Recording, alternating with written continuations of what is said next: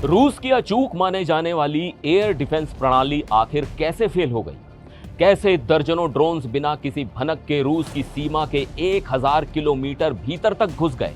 आसमान से बरसी इस मौत ने रूस के उस इलाके में कोहराम मचा दिया है जिसे अब तक बेहद सुरक्षित माना जाता था।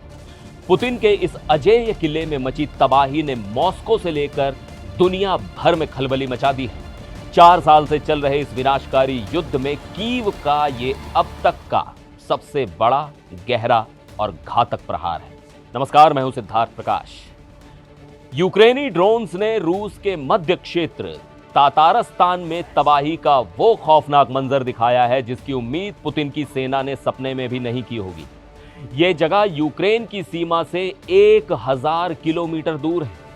निज़्नेकाम्स्क नाम के इस बड़े औद्योगिक शहर में हुए भीषण ड्रोन हमले में 13 लोगों की दर्दनाक मौत हो गई। रूस की जांच समिति के अनुसार मरने वालों में एक मासूम बच्चा भी शामिल है। इसके अलावा ताजिकिस्तान और उज्बेकिस्तान के कई नागरिक भी इस खूनी हमले का शिकार हुए हैं। क्षेत्रीय प्रशासन के आधिकारिक बयान के मुताबिक इस भीषण हमले में करीब 75 लोग बुरी तरह घायल हुए हैं, जिनमें से 21 की हालत गंभीर है और उन्हें तुरंत अस्पताल में भर्ती कराना पड़ा है। रूस का तातारस्तान इलाका ऊर्जा संसाधनों के मामले में बेहद रिच है। यहां रूस की कई महत्वपूर्ण ऑयल रिफाइनरीज हैं। यूक्रेन के जनरल स्टाफ ने खुलकर बताया है कि उन्होंने तेल कंपनी तातनेफ्ट द्वारा संचालित तानेको रिफाइनरी को अपना मुख्य निशाना बनाया। कीव का कहना है कि वो रूसी हमलावरों की सैन्य और आर्थिक क्षमता तोड़ने के लिए यह अभियान चला रहा है। इस बड़े हमले के बाद रूस भी चुप नहीं बैठा। सोमवार को रूस ने पलटवार करते हुए यूक्रेन पर जबरदस्त जानलेवा हमले किए।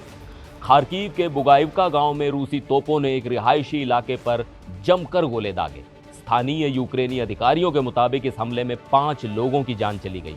उधर खेरसॉन की फ्रंट लाइन पर एक टैक्सी पर गिरे रूसी ड्रोन ने भी एक आम नागरिक की जान ले ली।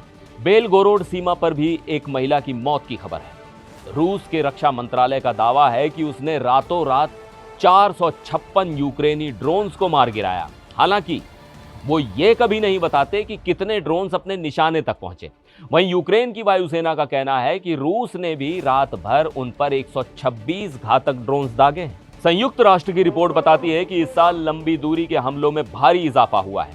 इसी बीच यूक्रेन के लिए सबसे बड़ा संकट आने वाली सर्दियां हैं। रूस ने यूक्रेन के पावर ग्रिड को तबाह कर दिया है, जिससे ओडेसा क्षेत्र में हजारों घरों की बिजली गुल हो गई है। राष्ट्रपति वोलोदिमीर ज़ेलेंस्की ने चेतावनी दी है कि उनके देश में लगभग कोई भी थर्मल पावर प्लांट साबूत नहीं बचा है। यूक्रेन में तापमान -20 डिग्री तक गिर जाता है और पिछले साल भी सर्दियों में लाखों लोग अंधेरे और कड़कड़ाती ठंड में बिना पानी के रहने को मजबूर थे। वहीं कीव के पास अहम मिसाइल इंटरसेप्टर की भी भारी कमी हो रही है। रूसी बैलिस्टिक मिसाइलें लगातार गिर रही हैं और पिछले 2 महीनों में कीव में दर्जनों लोगों की मौत हो चुकी है। युद्ध अब उस मोड़ पर है जहां दोनों देश एक दूसरे के अंदरूनी हिस्सों में गहरे घाव दे रहे हैं। क्या यूक्रेन का ये 1000 किलोमीटर दूर किया गया भीषण हमला पुतिन को और ज्यादा उग्र बना देगा? आप इस खतरनाक हालात पर क्या सोचते हैं? हमें कमेंट्स में अपनी राय जरूर बताइएगा। फिर मिलेंगे एक और वीडियो में। आप देखते रहिए एनडीटीवी इंडिया।